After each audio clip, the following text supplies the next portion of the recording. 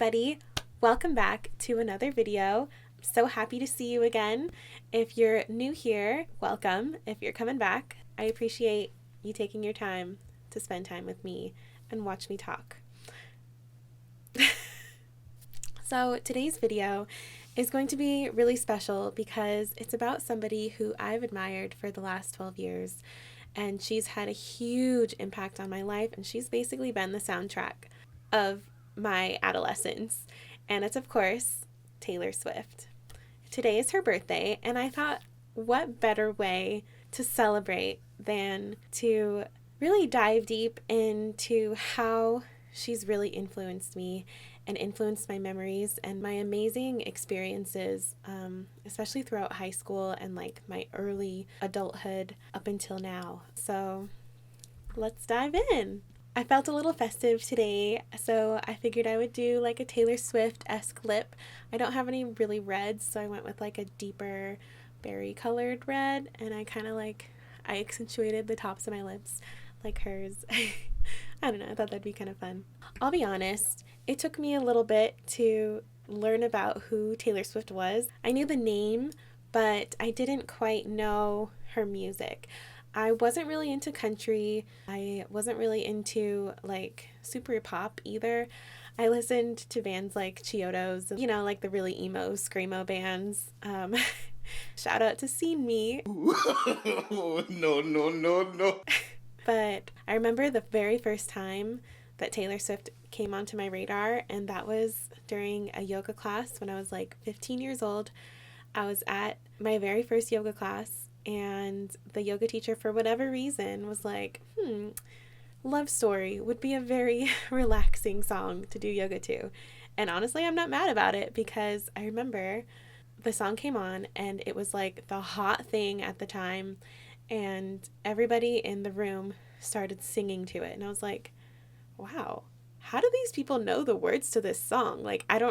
It's so funny how I remember this, because like, of course they know the words because they love the song and it was very popular at the time. But I didn't really listen to the radio very often, and so it just kind of took me by surprise. So that's what really put her on my map. Fearless came out in November of 2008, and I was 15 years old, sophomore in high school. And so Love Story, of course, was the first song that really like made me think, I actually like this. I like her music. This is good. I should listen to her more. So I went home, and I think it took me another few weeks before I really decided to listen to her more. And so eventually I got Fearless, and I was like listening to it nonstop. I realized that I freaking loved pretty much every single song.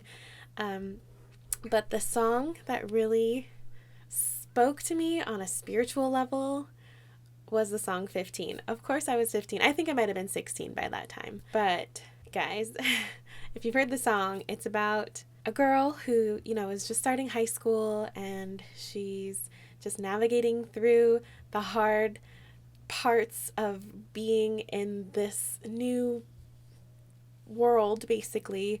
And there's a boy who's much older than her who's interested in her, and they go out on a few dates, but it turns out that he kind of leads her on and isn't as great. And guys, this was so me. I was really into senior boys when I was like a freshman and sophomore. I was constantly flirting, and there was one boy in particular. I'm not going to name him or give too many details, but there was a boy that I met my freshman year who strung me along on and off until like my junior year, end of my junior year. And he was a junior at the time when I met him. And so it helped to really make me relate, like, oh my gosh, the song is about me. And that kind of just like turned me on to thinking about her as being like the person who would really sing about the things that I was dealing with. And so that happened, and I listened to that song a lot just because I really enjoy listening to songs that explain how I feel, because I have a hard time articulating my feelings and my thoughts.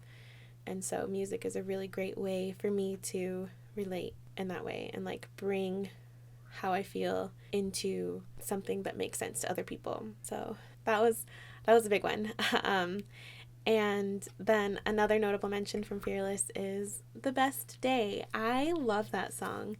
It's a song about Taylor Swift and her mom and when she was little and how she just had the best day with her mom. And I remember I didn't realize that it was about her mom. I actually thought it was about her dad because when I was little, growing up, my dad was Mr. Mom. My mom had to go back to work pretty early, which was sad, but thankfully my dad was able to hang on to me and he took me to work. He took me hiking with him. I was always on his back in a backpack. And I just remembered like him bragging about me as a child, saying like, "Oh, this is my daughter. She's so beautiful." And so that song, like I really identified with it as like being a really awesome date with my dad when I was little. And that actually ended up being my father-daughter dance song at my wedding. And it's still like every time I listen to it, I just love it. And I just remember at my wedding, after it was over, my dad asked for another song to dance with me. And it's just like, I'm about to get emotional. But I don't know what it is about Taylor Swift's lyrics. She just is so good at pinpointing the most specific details that just feel so meaningful. Those are my main honorable mentions from the first album that really put her on the map for me. Moving on, Speak Now came out in October of 2010. At the time I was 17. It was my senior year in high school. And holy cow, you guys. So this is like right before I met Jaron. I had gone through a string of like kind of stupid breakups, especially earlier that year. I went through the hardest breakup that I've ever really had to go through because it was my last major boyfriend before I met Jaron, my husband. And I just remembered feeling just such despair, I guess. And so when Speak Now came out, I got it immediately, of course, because I had been listening to Fearless nonstop. And I was like, oh, yay, another awesome album. And the very first song that reached out to me and like made me cry was Last Kiss. That is a gold. Like, even to this day, that's still my absolute favorite song by her. I could listen to it on repeat and sit on the floor crying while she sings about sitting on the floor wearing his clothes, and it's just so beautiful. It embodies that desperate feeling of being heartbroken in such a pure and genuine way that even though at the time that it came out, I wasn't super heartbroken anymore. I just kind of was like lonely and sad because I just wanted companionship, I guess. So that was a big one for me. And then the song Mean, it definitely stuck out to me. When I first heard it, I didn't know who it was about. I kind of assumed that it was about, so you know when something speaks to you and it like, you think it's about something because you're projecting that into your own life and you're like, oh, this is how I feel about so and so or this situation. It's about, you know, a parent, an abusive parent that told her that she would never amount to anything, when in reality it was actually about like a specific person in a record label. I don't even remember, but I constantly felt like it must be about a father or stepfather, because at the time I had a stepfather. I don't want to go into details, but it was really difficult living with him, and so it just opened my eyes to how much I identified with Taylor Swift's music and how much it really spoke to my personal experiences. Even if it wasn't exactly what she was singing about, it was really meaningful to me and my own experiences.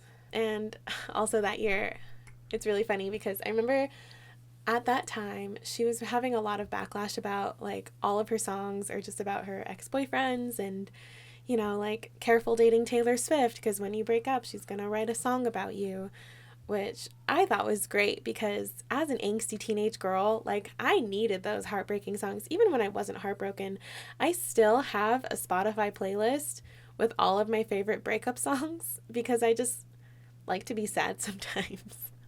I know I'm weird. It's just, I just like the emotion that comes in them, and I feel like she's done such a good job of being really specific, but in a way that is still relatable to a lot of people. So I had this photography class my senior year, and we were supposed to do like a project with inanimate objects that had a story. I don't remember exactly who the photographer was that it was supposed to be inspired by, but my partner and I decided that we were going to use huge marshmallows and we were going to make them based off of Taylor Swift's like notable ex-boyfriends. So at least the ones that had a song written about them.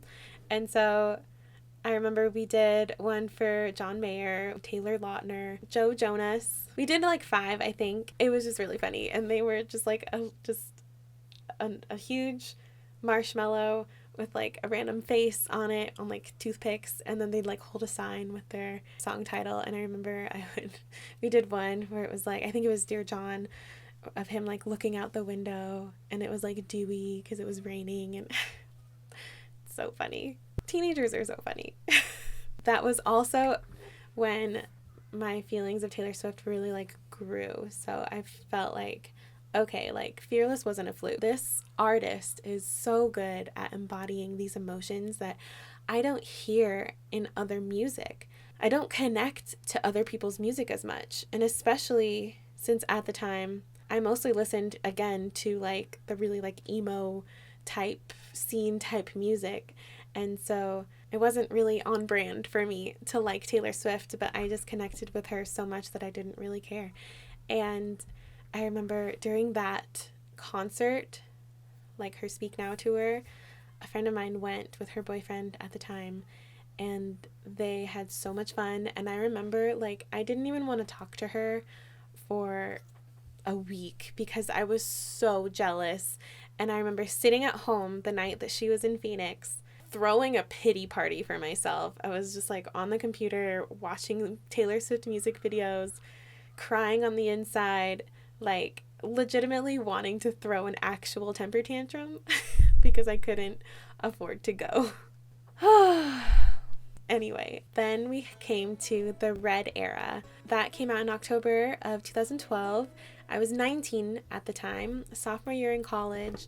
I remember when Red came out, I wasn't actually really into it. I remember I really liked the song Come Back, Be Here, because at the time I had just gone through a long distance thing with Jaren. For 6 months we were apart, and it was really hard. I know that it's not quite the same thing, but I did still relate to it in that way. And I also really loved the song Everything Has Changed.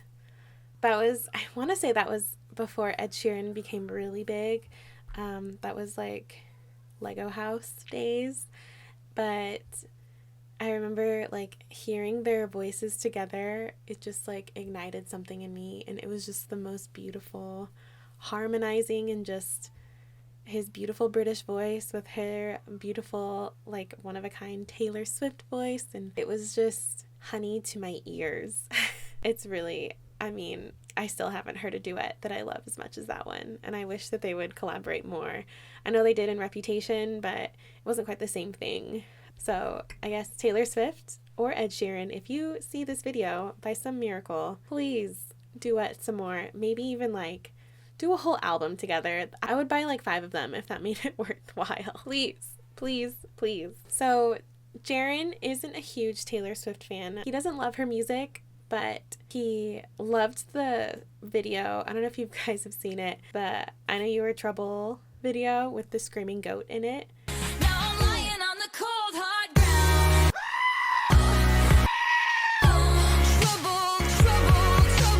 So that was his favorite thing. So every time the song would come on the radio, which was a lot because, you know, Homegirl is very famous, he would scream in the car, and it was just hilarious. And I hated it, but I loved it at the same time. And there was actually one time that his sister was visiting us from out of town, and she was in the back seat with her, I don't know, she was like texting her husband or something. And I could see in his eyes this like look like he's planning something. So I heard the part coming up, so I closed my ears and was ready, and I turned around and watched as he like screamed at the top of his lungs, and she like threw her phone in the air.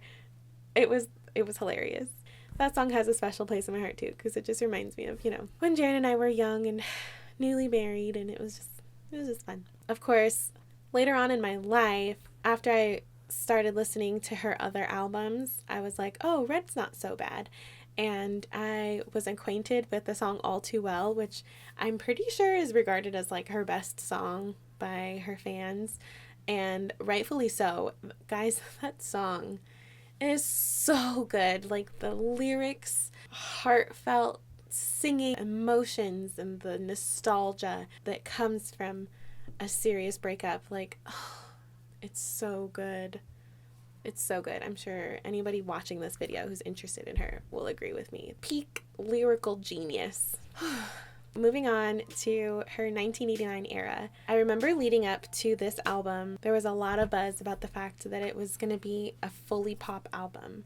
And I remember feeling nervous about that because I did like a lot of her like more country songs because I started to like country at the time, but I wasn't sure how it would go, and I was a little bit worried that she'd sold out, I guess you could say, because like country isn't really that popular, at least not in mainstream music, and so I wanted her to remain my same Taylor Swift that I've always known and loved. So when 1989 came out, I was very excited, and I remember when the Shake It Off video came out, oh my gosh, I was obsessed. I listened to that song like constantly. I remember just like seeing her like dancing around all goofy. She was just the cutest person in the whole world, and I just I knew as soon as that song came out this album was going to be amazing. So it came out in October of 2014. I was 21 years old. I'd been married for a year, and so I was still very young and very like woohoo 22 kind of person. So when Shake It Off came out, I was like, this is my album. And then of course Blank Space came out, and oh my gosh, that was like, even still, that's still one of my favorite songs by her too, because it's just so good, and the music video is beautiful, and just all of it. And I remember I was working at the time at a phone company, a local phone company, and we were allowed to listen to music on our computers, and so I would listen to her album on repeat. I listened to her album so much that when I listen to the songs from 1989 now, I'm like kind of reminded of the stress of working at that job, because I didn't love working there, but it's just, yeah, there's something about her songs that I'm able to listen to them over and over, and I just don't get sick of them. I don't know. She's amazing. Moving forward to Reputation, November of 2017. I was 24 years old, 4 years married, and I remember when it first came out, I wasn't sure how I felt about it. Like I was sad that it had been so long since her last album, and so I was really excited that there's finally a new album coming out. And I went through all the things for like the Reputation tour to do the verified fan through Ticketmaster. I watched her videos like so many times to get a really good spot in the queue, and I remember just being super excited, and I pre-ordered the album. I do remember when Look What You Made Me Do first came out. I was in Romania, and I actually really did like that song. I thought it was really like fun. I liked the lyric video a lot. I thought it was very creative. I don't know, I really liked it. So like every night before I'd go to bed, I'd listen to it and be like, I like this. I'm really excited.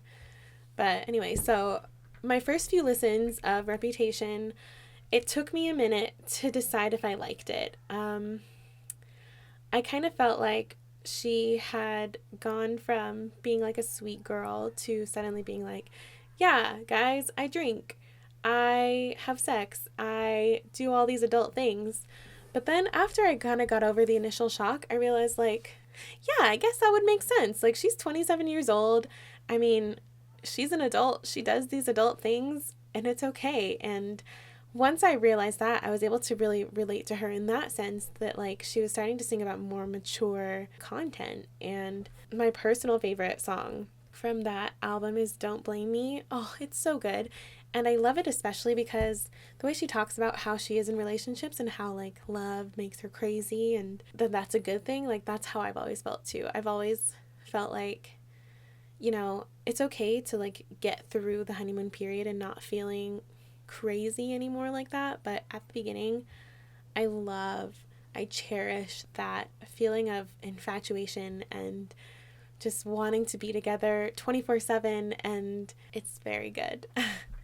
And then, of course, New Year's Day is, I love it. I love the mood of it. I love the piano and the sentiment that, like, this thing is new, but I want to stick it out with you. Don't read the last page. Don't skip forward. Just be in the moment with me now, and it'll be great. So with New Year's Day, Jan and I were wedding photographers. It was really special because we had a wedding on New Year's Eve last year, and the bride is like a total Taylor Swift fan. So I was able to text her and be like, hey, it'd be really cute if you did your very last dance at your wedding with your husband to New Year's Day by Taylor Swift, because it's just so special and it's obviously very literal.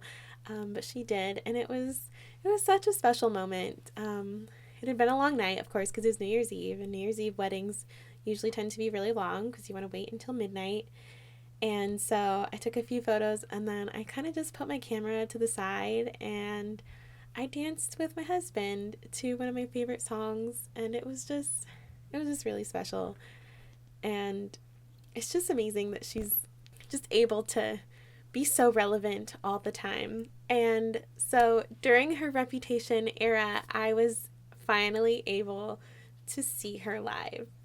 I have been following this woman for so long, and I remember the sheer euphoria of the moment that I bought 2 tickets to go see her in Phoenix on her very first performance for the Reputation tour.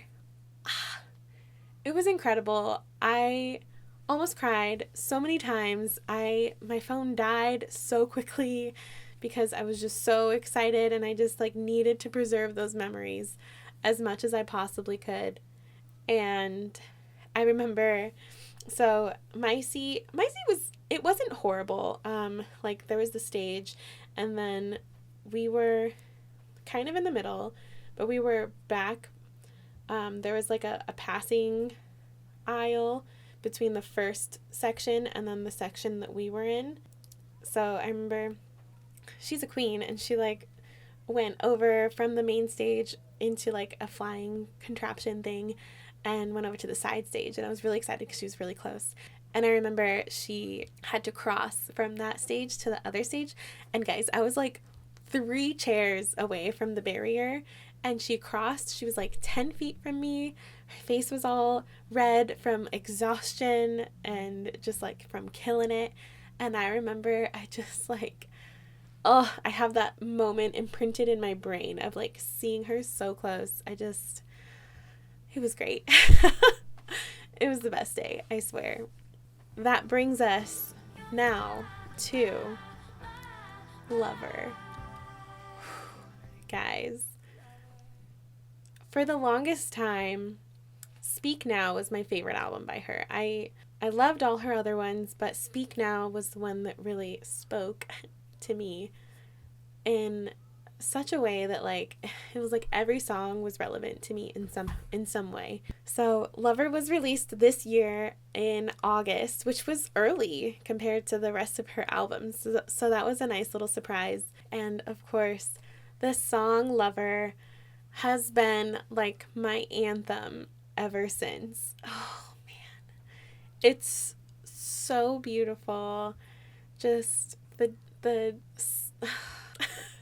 I don't even have words. I cried so many times listening to that song because it's just so beautiful. It perfectly embodies the feeling of being so in love with somebody and them understanding you on a spiritual level and really connecting with that person that you've chosen to spend your whole life with. This whole album really helped me to gain perspective on my own marriage and my own relationship with my husband, and it helped me to be wow, yeah, this song really is me, or this is how we used to feel, and we need to work to get back to that. And it's been really amazing to me. I mean, when a song makes me cry, I know it's a good one. If you have the album, if you buy the album, it comes with 2 bonus tracks at the end, and the last one is her recording of right after she had written Lover, and she's going through it with Jack Antonoff and playing it on the piano and just like talking about how she felt about it, and just listening to her sing it in such a beautiful acoustic way on the piano. I just, oh my gosh, I can't even tell you all how many times I cried. The other songs on Lover that really spoke to me, I love Cruel Summer. I bought the album at Target and I listened to it all in the parking lot before I even like left. And so now, for whatever reason, Cruel Summer reminds me of Target. So every time I listen to it, I think of shopping at Target, which is not a bad thing. And then my other favorites are, I love London Boy. It's so fun. I love the idea of having like a special person in a special place, and that place like screams their name, you know, like having a London Boy and having all these like fun little puns that you can make, or just like references to the city of just fun things to do. And especially because like I love London. I went when I was 17 and it was one of my favorite places that I've been to so far. I love to travel. I just love it. I think it's so cute. And my other favorite is Death by a Thousand Cuts. I love it because, first of all, it's a breakup song. It's a really good breakup song that is very mature. I feel like she did a really good job of, you know, conveying that feeling of like that you love somebody, but you just have grown apart and you just can't be together anymore. And it also shows me that, you know, like she doesn't have to draw from her own experiences to write amazing songs. She can draw inspiration from elsewhere, because she wrote that song after watching a movie that had that kind of theme. And overall, I just feel like since I've been married for over 6 years now, I've gone into a new kind of life phase, you could say, that I feel like she's also into, because, you know, she's been in a committed relationship for over 3 years now, and it's just been a really, like, you know, they fight, and she has songs about fighting and how, you know, sometimes she goes overboard because she's too emotional, or that, you know, it's okay to do that. It just like just own up to what you've done and, you know, apologize and move on. And it's just, I just feel like it's a much more mature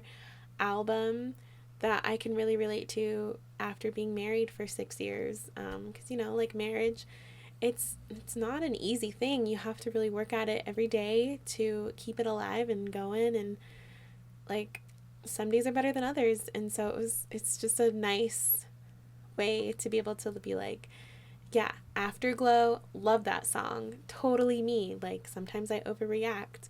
Like once you're feeling better, meet me in the afterglow. Like let's get through this and let's just move on. And False God about like how it's so hard, like you can't talk to me when I'm like this, and like playing games and all that. Like it's so real and so relatable that I just love it. Like I can listen to Lover so many times. I had it stuck in my car CD player for, I don't know, like at least a month, and I listened to it every day, sometimes multiple times a day, depending on how long I was driving for that day. It's so good. It's so good. And that brings us to today. And Taylor Swift, the beautiful, talented, outspoken, not afraid what other people think of her, Taylor Swift is turning 30 today, which is really special. And she's had such a hold of my heart and my emotions for the last 10 years, I don't know. And it's just been so amazing to be able to count on her to really deliver beautiful music. She inspires me. She's one of my biggest inspirations because she inspires me to be whoever I want to be. It doesn't matter what other people are saying, what other people are doing, you know, like if I want to branch out in a certain genre, I can do it. And it doesn't matter what the critics say. It doesn't matter what the haters say. Like if I feel passionate about something, I should be able to speak up and do it politically, or like in my line of work, if I want to make a big leap, even if other people aren't doing it, I should just freaking do it, because that's what she did, and look at her now. She's amazing. So I hope you guys enjoyed this video.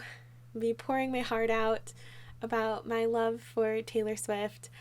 I feel a little bit silly making this video, but honestly, like, she really has influenced me and my life, and she's been the soundtrack to my young adulthood so far, and I don't know what I would do without her music. So thank you so much for watching. I really appreciate you letting me pour my soul out and just, get all of these feelings out and explain how she's really been a part of my life. And I'm so grateful for her, and I support her in everything that she's trying to do, and to the fact that she's so generous and loves her fans so much. It really is inspirational to me. So thank you for watching. If you like this video, give it a thumbs up, give me a little subscribe, and leave me a comment below. How did Taylor Swift influence your life? I can't wait to read all about how she's impacted your lives, because honestly, I just love her, and I love anyone who loves her as well. So yeah, thanks for watching, and I'll see you in another video. Bye!